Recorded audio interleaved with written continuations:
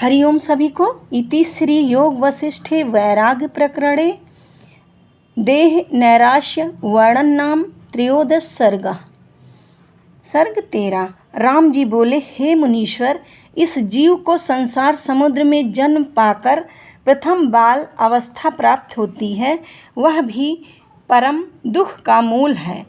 उससे वह परम दीन हो जाता है और इतने अवगुण इसमें अप्रवेश करते हैं, अर्थात आसक्तता, मूर्खता, इच्छा, चपलता, दीनता, दुख, संताप, इतने विकार इसको प्राप्त होते हैं।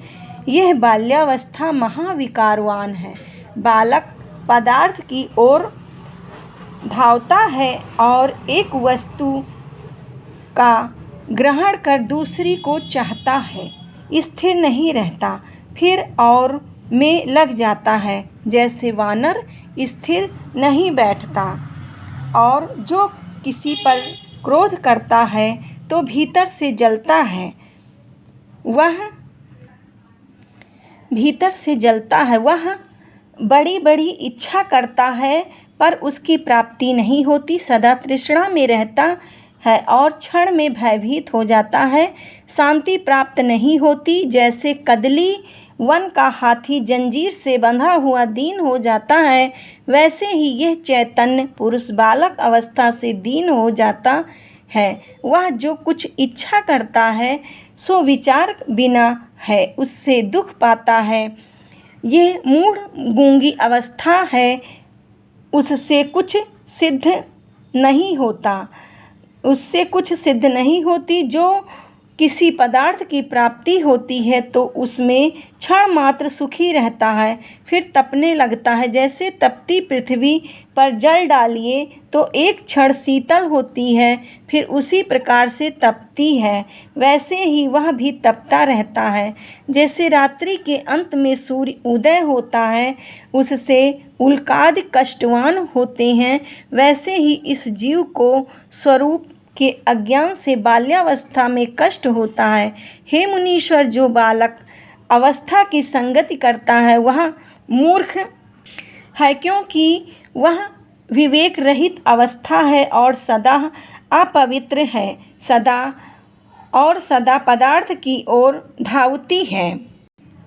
ऐसी मूढ़ और दीन अवस्था की मुझको इच्छा नहीं। उसमें जिस पदार्थ को देखता है उसकी ओर धावता है। जैसे कुत्ता क्षण क्षण में द्वार की ओर जाता है और अपमान पाता है, वैसे ही बालक अपमान पाता है। बालक को माता पिता, बांधव, अपने से बड़े बालक और पशु पक्षी का भी भय रहता है। हे मुनीश्वर, ऐसी दुख रूपी अवस्था की मुझको इच्छा नहीं। जैसे स्त्री के नयन और नदी का प्रवाह चंचल है, उससे भी मन और बालक चंचल है। सब चंचलता बालक के कनिष्ठ है। हे मुनीश्वर, जैसे वैश्या का चित्त एक पुरुष में नहीं ठहरता, वैसे ही बालक का चित्त एक पदार्थ में नहीं ठहरता और उसको यह विचार भी नहीं होता कि इस पदार्थ से मेरा नाश होगा, वह कल्याण होगा। बालक ऐसी ही व्यर्थ चेष्टा करता है, सदा दीन रहता है और सुख दुख की इच्छा से तपायमान रहता है। जिस ज्येष्ठ आषाढ़ में पृथ्वी तपायमान होती है, वैसे ही बालक तपता रहता है, शांति कदाचित नहीं पाता। जब विद्या पढ़ने लगता है तब गुरु से ऐसा भयभीत होता है जैसे कोई यम को देख भय पावे,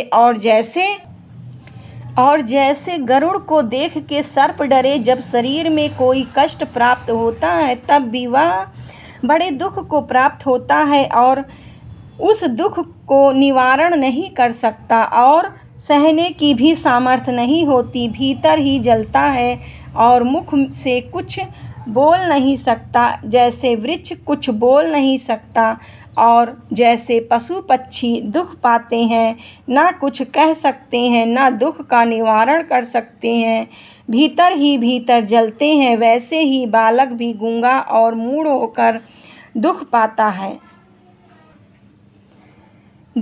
है। हे मुनीश्वर, ऐसी बालक अवस्था की इच्छा करने वाला मूर्ख है।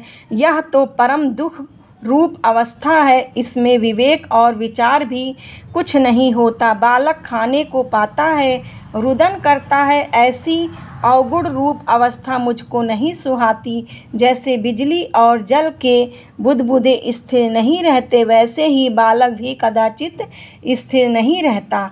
हे मुनीश्वर, यह महामूर्ख अवस्था है। इसमें कभी कहता है कि हे पिता, मुझको बर्फ़ का टुकड़ा भून दे, और कभी कहता है कि मुझको चंद्रमा उतार दे। ये सब मूर्खता के वचन हैं।